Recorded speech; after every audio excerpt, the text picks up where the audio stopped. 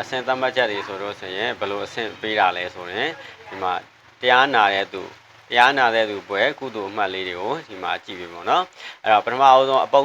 ရမယ်20ပေါ့နော်တရားနာလို့ရမယ်20ရလို့ဆိုရင်သူကကြီးပွဲရမယ်သူရဲ့အဆင့်ကဓမ္မတာဝကပေါ့တရားနာယူသူအဆင့်ပေါ့နော်ပြီးရင်အပုံ50လောက်နာ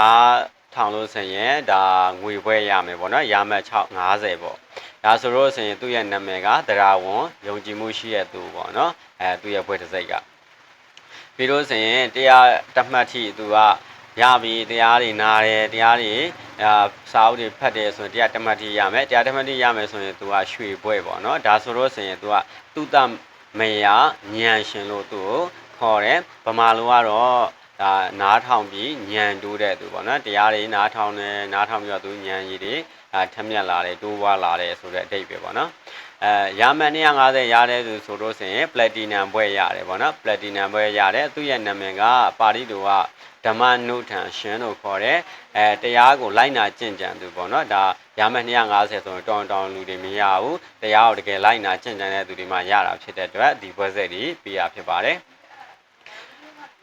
ရမှတ်900ပေါ့နော်ရမှတ်900ကတော့ဒါဒိုင်းမွန်ဘွဲပေါ့နော်ဒိုင်းမွန်ဘွဲသူရဲ့ဘွဲကအမှတ်900တမှတ်ရလို့ဆိုရင်သူရဲ့ဘွဲနာမည်ကတုဒတရပေါ့နော်အဲ့တော့နာယူသိသိတတ်တဲ့သူအမှတ်900ဆိုလို့ဆိုရင်စိမ့်မြိုင်ဘွဲသူရဲ့ဘွဲနာမည်ကပညာဝန်ဉာဏ်ပညာရှိတဲ့သူ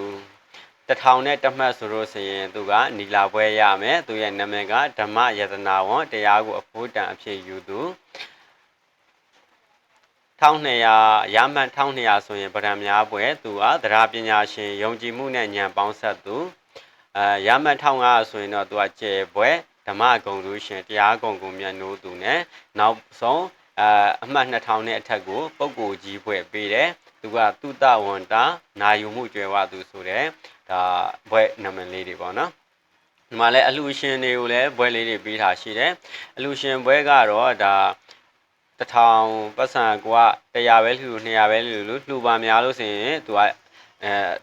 ပတ်စံရဲ့အမောင့်လေးတိုးလာတယ်ပေါ့နော်1000ပြည့်လို့ဆိုရင်သူကကြီးပွဲရမယ်ဒါကတော့ဒါနဝန်အလှဒါနပြုတဲ့သူပေါ့နော်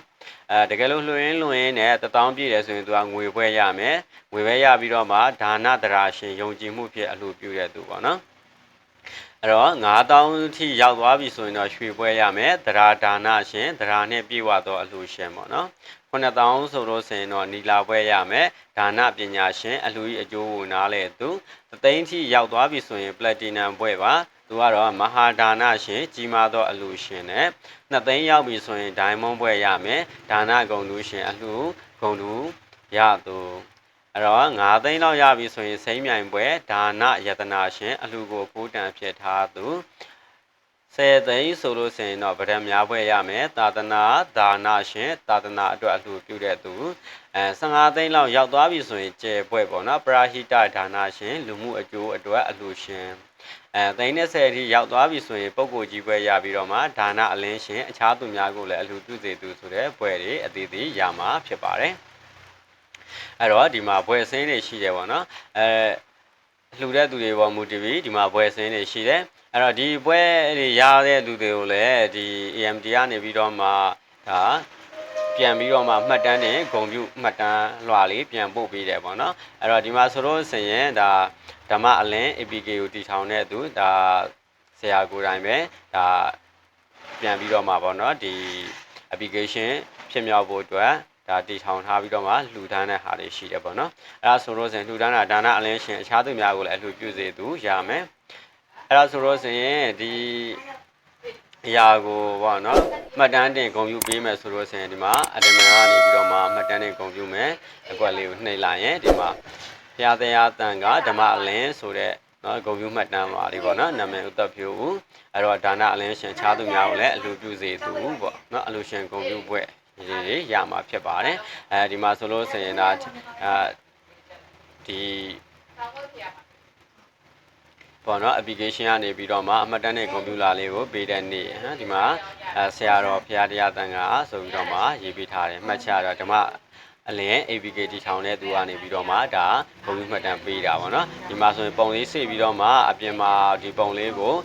print ထုတ်ပြီးရင်ဒါကိုယ်တိုင်ဟိုသာ delete နဲ့ပေါ့နော်အိမ်ရောက်ထိဒါပို့ပေးပါတယ်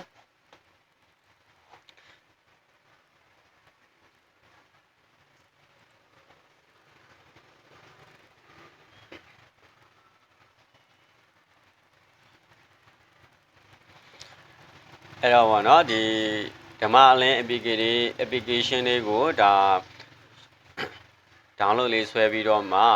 တရားတွေလည်းနာမယ်ကုသိုလ်တွေလည်းလုပ်မယ်ကိုယ့်ရဲ့နော်ကုသိုလ်တွေကရမှတ်တွေဘယ်လောက်ရသွားပြီကိုတရားတွေဘယ်လောက်တောင်မှပေါ့နော်တရားတွေနာယူပြီးပြီဆိုတာကိုအလွယ်တကူပြန်လဲကြည့်လို့ရတယ်ပေါ့နော်အဲ့တော့ဒီ application တွေကိုသုံးပြီးတော့မှတရားတွေလည်း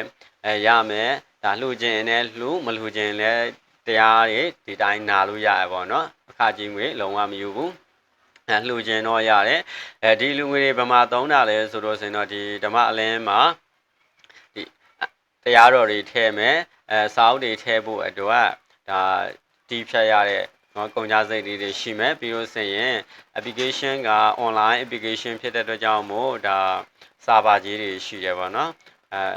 ဒါကြောင့်မို့စာပါကြီးတွေကတော့လစဉ်ကြီးတွေပေးရတယ်ပေါ့နော်သူ့ရဲ့memory keep အရာပေါ့နော်အဲ့တော့ GB အရာ